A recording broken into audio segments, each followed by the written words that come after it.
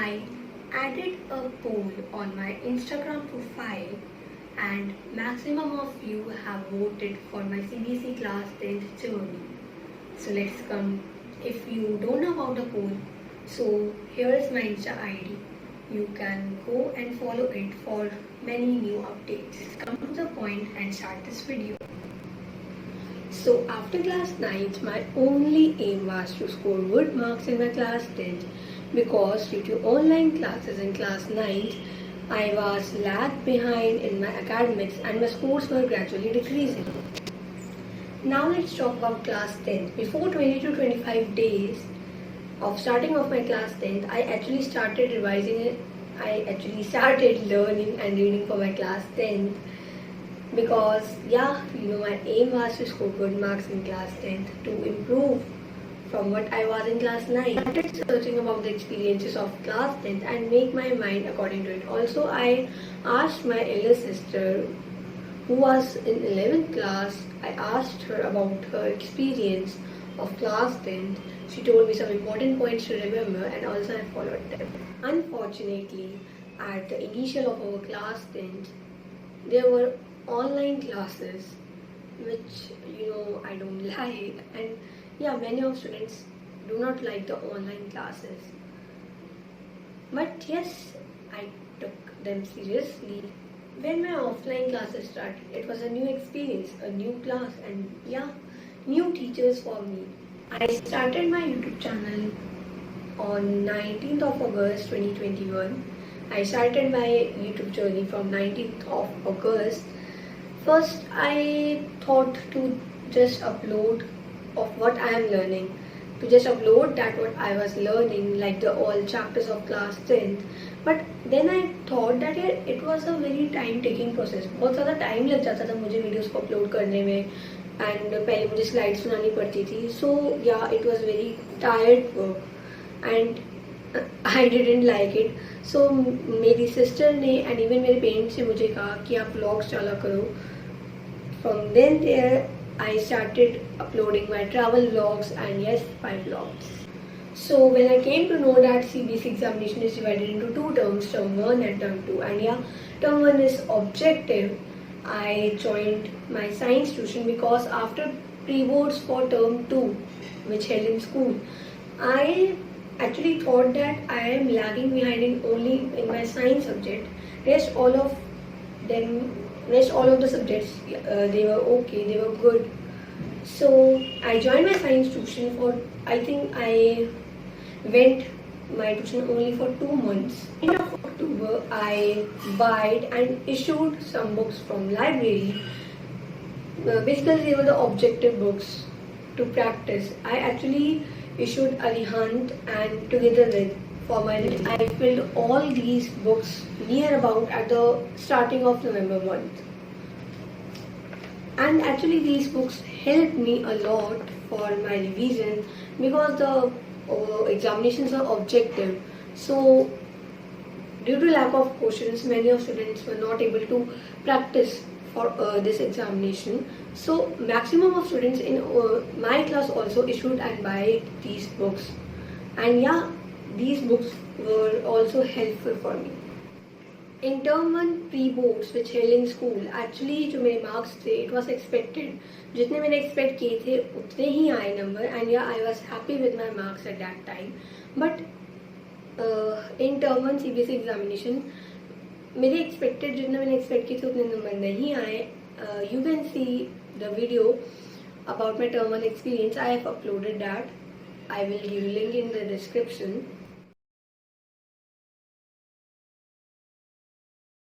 Now let's talk about term 2. I made a daily planner in my term 2. Also I made in term 1, but the old ones were filled, so I made a new daily planner for my term 2 examinations. You can take a look of it. Actually I made many schedules, and just to practice I made many of the schedules, many daily planners. You can take a look of it. Here it is, and I started it from, I hope it's visible, 24th of December I started it, and you can take a look of it. It was when New Year I made this, and yeah, there are many planners. See, here's the schedule. Also, there are many schedules actually. Schedule for 2 to 3 days, and these all were just to-do lists I made. I made to-do lists. His class 10th term 2 examination date sheet, which I wrote, and here is again a revision plan for 21st March to 31st of March. Here was the last 27-day schedule, do or die, which I actually made.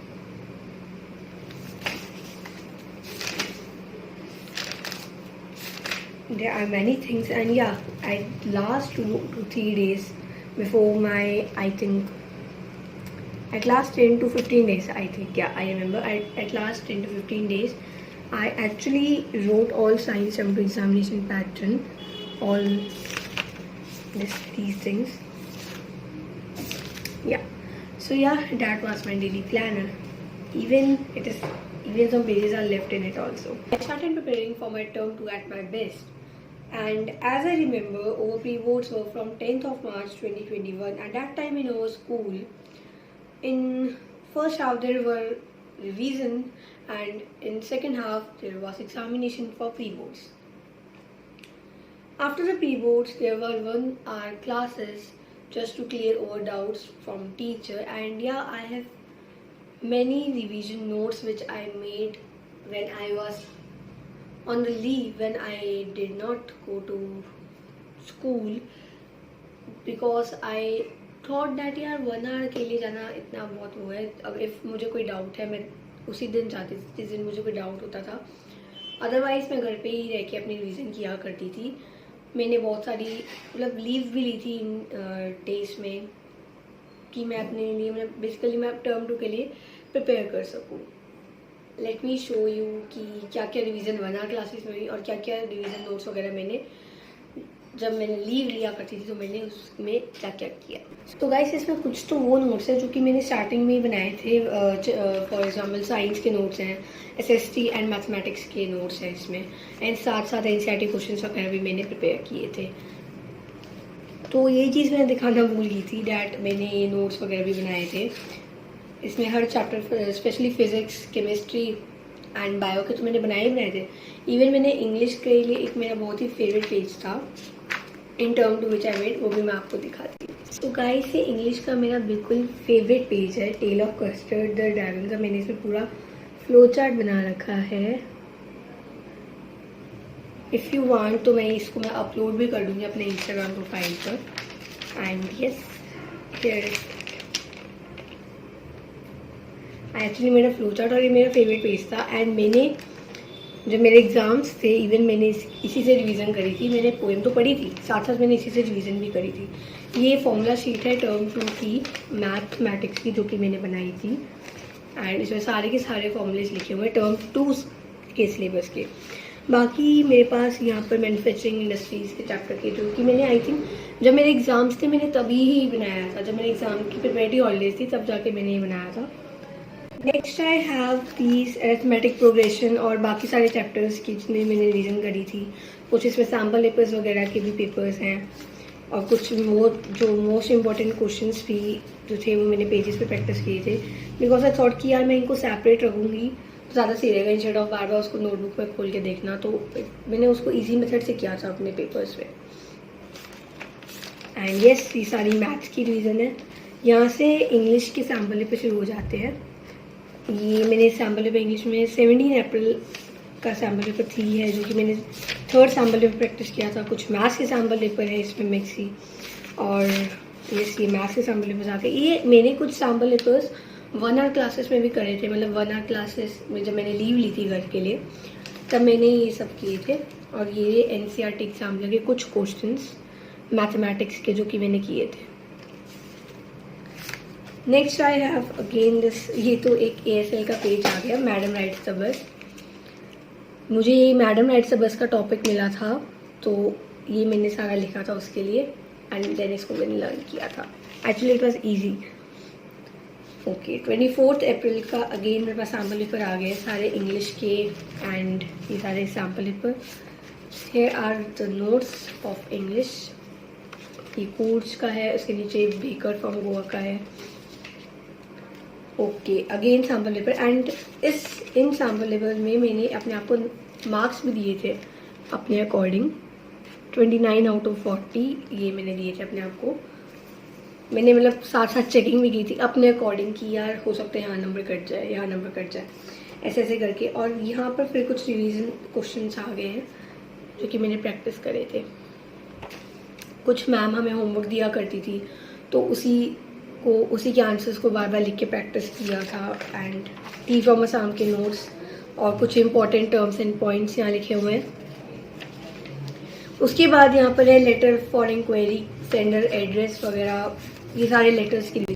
सो यहाँ पर ये letters की भी मैंने practice करी थी. ये सारा फॉर्मेट है वगैरह लेटर का, क्वेश्चंस वगैरह. फिर ये टेंसेस का मैम ने, आई रिमेंबर कि टर्म 1 की एक्स्ट्रा क्लासेस जो लगी थी तो मैं गई थी एक्स्ट्रा क्लासेस में, स्पेशली इंग्लिश की में ही गई थी मैं.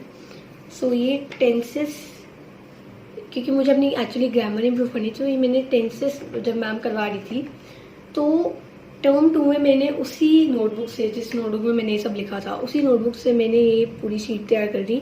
इसमें सारे टेंसेस के रूल्स वगैरह गिवन है. एंड आई थिंक कि मेरी 11th 12th में भी मुझे बहुत हेल्प करेगी, तो इसको तो मैं कहीं देने नहीं वाली. आफ्टर डैट फर्स्ट फ्लाइट वगैरह, ये सारे नेम्स वगैरह लिखे हुए हैं. इस सैम्पल पेपर ये सारे भी. देन नेशनलिज्म इन इंडिया, ये जो नोट्स हैं ये भी आई थिंक मैंने एंड टाइम पे बनाए थे.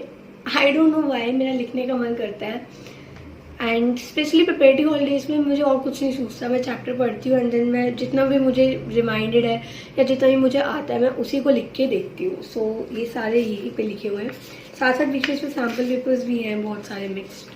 तो ये सारे जो है वो जो मैंने लिख के प्रैक्टिस करे थे SST के लिए.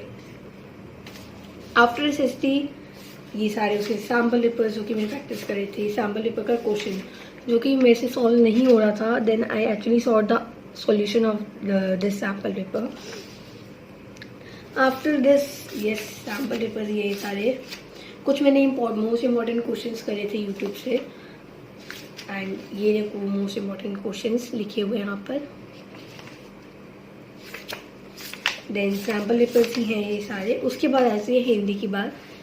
हिंदी में ये मैंने प्रिपरेटिव हॉलीडेज में ही लिख के प्रैक्टिस करी थी ये भी, क्योंकि हिंदी की मैंने इतना ज़्यादा स्टार्टिंग में, मतलब ये था कि जो मेरी मैम थी उन्होंने अलग से PC नोटबुक वगैरह बनवा रखी थी, which I can show you just here, I think so. तो इस PC नोटबुक में मैम ने सारी प्रैक्टिस करवा रखी थी हिंदी की. जो भी क्वेश्चंस वगैरह थे या ग्रामर वगैरह उस सब की भी प्रैक्टिस हो रखी थी. तो ये सारे जो पेजेस हैं ये मैंने एग्ज़ाम के टाइम ही करे थे. मैंने mainly, if I tell you, 1 hour classes में जब मैंने लीव ली थी तो मैंने मेनली इंग्लिश, मैथ, साइंस और SST की प्रैक्टिस करी थी, क्योंकि मैं उनमें वीक थी. बाकी IT एंड हिंदी मैंने आई थिंक उनको टच भी नहीं किया था. येस, मैं कभी कभी खोल के रीड कर लिया करती थी, पर वैसे मैंने उनमें ज़्यादा इंपॉर्टेंस नहीं दी थी. Then yes, here is a sample paper of Hindi. ये हिंदी के सैम्पल पेपर्स जो कि मैंने प्रैक्टिस करे थे,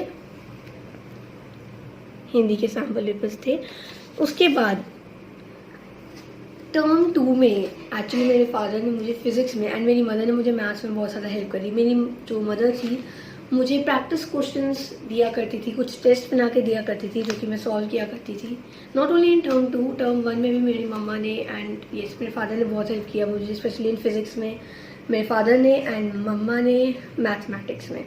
सो ये मैंने तभी बनाया था जब पापा ने मुझे एक्सप्लेन किया था. मैं आपको इसकी कुछ पिक्चर्स भी दिखाऊंगी कि कैसे उन्होंने मुझे थ्रू रियल लाइफ एक्सपीरियंसेस, मतलब थ्रू रियल लाइफ उन्होंने मुझे एक इलेक्ट्रिक मोटर दिखाई थी, वो भी मैं आपको दिखाऊंगी. ये मैंने उसी टाइम बनाया था.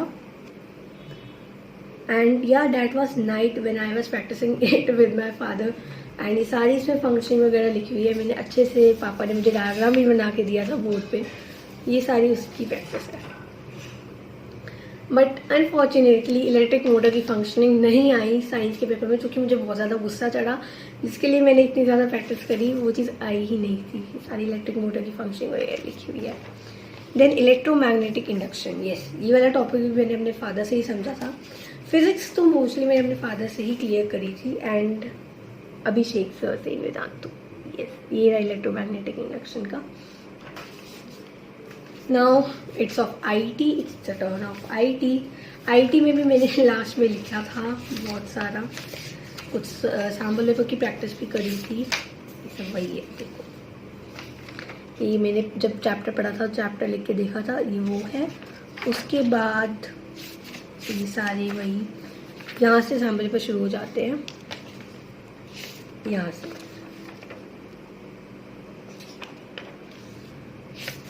ये सारे सैम्पल पेपर्स हैं। एंड यस, क्वेरीज की मैंने प्रैक्टिस करी थी, पर मैं क्वेरीज नहीं करके आई थी पेपर में, क्योंकि आई थॉट कि यार मुझे थ्योरी वाले ज़्यादा अच्छे तरीके से आते थे, तो मैंने क्वेरी वाले को हाथ ही नहीं लगाया। मैंने कहा यार रिस्क नहीं लेते, इसलिए मैंने थ्योरी वाले को ही किया। ये सारी क्वेरीज ये मैंने यहाँ IT की क्वेरीज की प्रैक्टिस करी थी, बट अनफॉर्चुनेटली एग्ज़ाम में मैंने करी नहीं, क्योंकि मुझे थ्योरी वाले अच्छे तरीके से आती थी।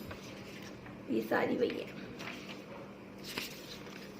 मैक्सिमम 10 या 8 क्वेश्चन मैं प्रैक्टिस करके गई थी, बाकी जो मैम ने अच्छे तरीके से करवाए थे उनकी भी प्रैक्टिस करके गई थी। उसके बाद यस, ये SST की इम्पॉर्टेंट डेट्स हैं, ये भी मैं अपलोड कर दूँगी। इफ़ यू वांट मुझे कमेंट सेक्शन में बता देना, ये मैं अपलोड कर दूँगी।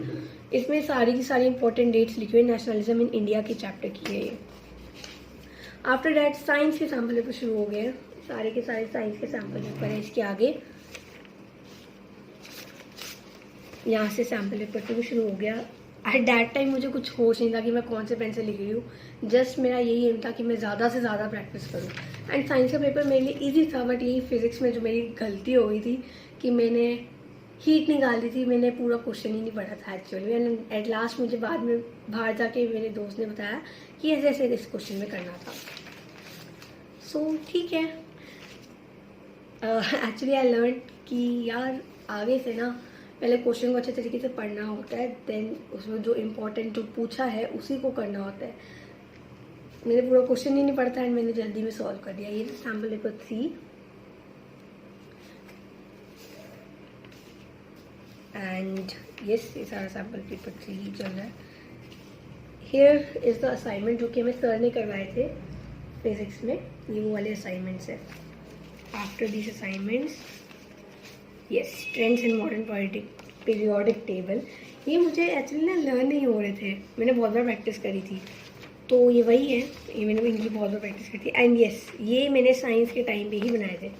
साइंस एग्जामिनेशन की जो प्रिपरेटरी हॉलीडेज थी, मैंने उसी में ही ये सारी प्रैक्टिस करी थी।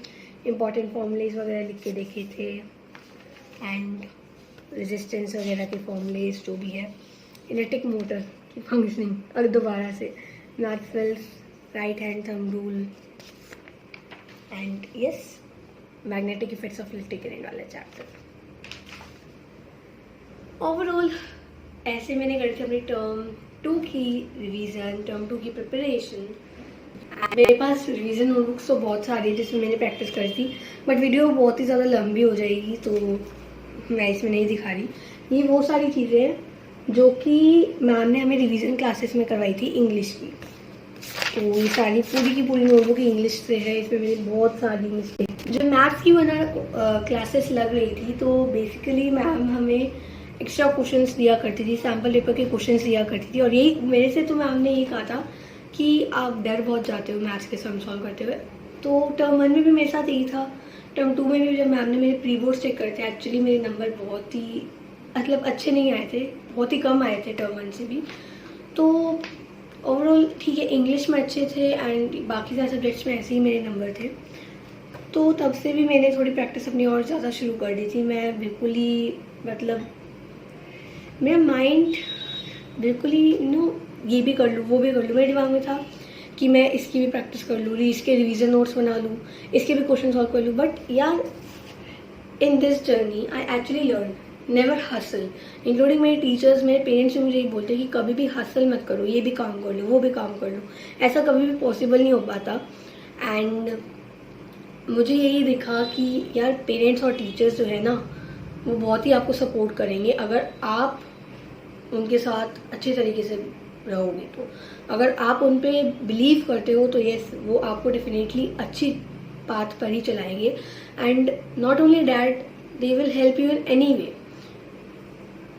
इंक्लूडिंग जो मेरी सिस्टर थी, उसने भी मेरी इसमें बहुत ज़्यादा हेल्प करी क्लास 10th में। उसने मुझे हर चीज़, इंक्लूडिंग जब भी मैं डिप्रेस हो जाया करती थी, मेरा काम और मन नहीं किया करता था और काम करने के लिए, तो वही थी जो कि मुझे मोटिवेशन दिया करती थी। मेरी मम्मा थी, मेरे पापा थे, एंड इंक्लूडिंग मेरा स्मॉल ब्रदर जो था, वो भी मुझे ही कहता है, वो भी मुझे इंकरेज किया करता था at that time. And yes, my favourite hobby if I tell you was the cycling at that time. कि मैं भी, ये होता था कि मेरा बहुत ज़्यादा मूड, बहुत कभी ना सेवरल रीजंस, बहुत रीजंस हुआ करते थे कि मेरा मूड बहुत ज़्यादा ख़राब हो जाया करता था। सो एट दैट टाइम मैं इवनिंग में साइकिलिंग किया करती थी। I actually go with my father. जब वो आ जाया करते थे तो मैं उनके साथ जाया करती थी, या तो मॉर्निंग में या इवनिंग में। इससे मेरा मूड भी बहुत अच्छा रहा करता था।